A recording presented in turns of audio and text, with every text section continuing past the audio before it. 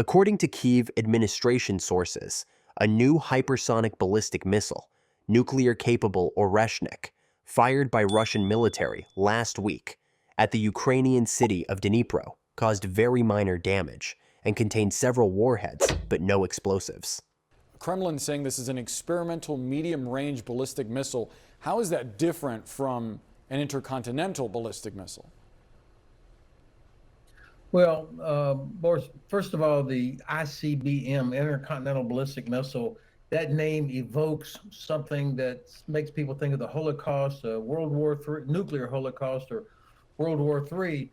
And I think that got out and got people overly excited, which of course is exactly what the Russians wanted in the beginning. Now they're saying, oh, well, it's this medium range, not an intercontinental ballistic missile.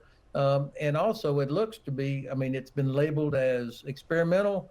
I think that's because it looks like it was not very effective. It clearly was not carrying a nuclear warhead.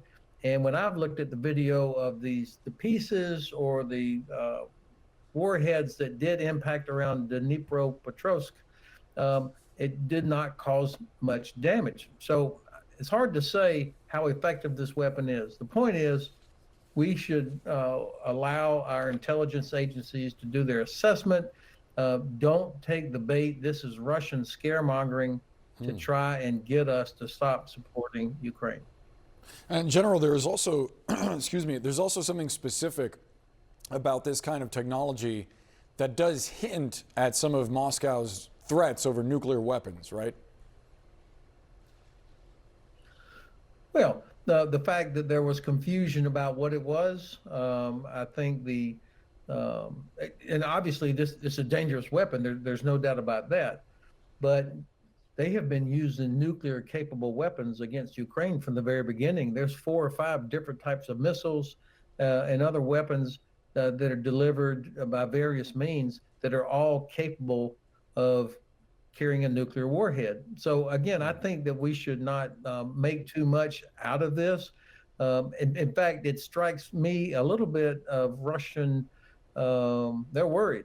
I mean, they're worried because they see that Ukraine already is achieving very good effect with the ATACMS and also with the Storm Shadows, which they can now use against headquarters, against logistics. And so the Russians are going to do what they can to try and decision to move forward on doing this. General, I also want to ask you about the closure of U.S., Greek, and Spanish embassies in Kyiv. How do you read those closures? Is it a sign that there's concern within those countries of Russia targeting those facilities? Well, I think there were indications here over the last couple of days, and this points to the excellence of our intelligence and our early warning systems. There were indicators that something like this was going to happen. They may not have known the target, obviously, but you know, if you're going to launch a weapon like an ICBM, or in this case, this medium-range weapon, there are a lot of things that happen that can be detected. So I don't know this, but my guess is that they decided to alert the various embassies that there could be something coming towards Kyiv. And so the different nations took different steps to deal with that. So I think that this was appropriate. We'll probably see our great diplomats back at work. In fact, I'm pretty sure some of them never left.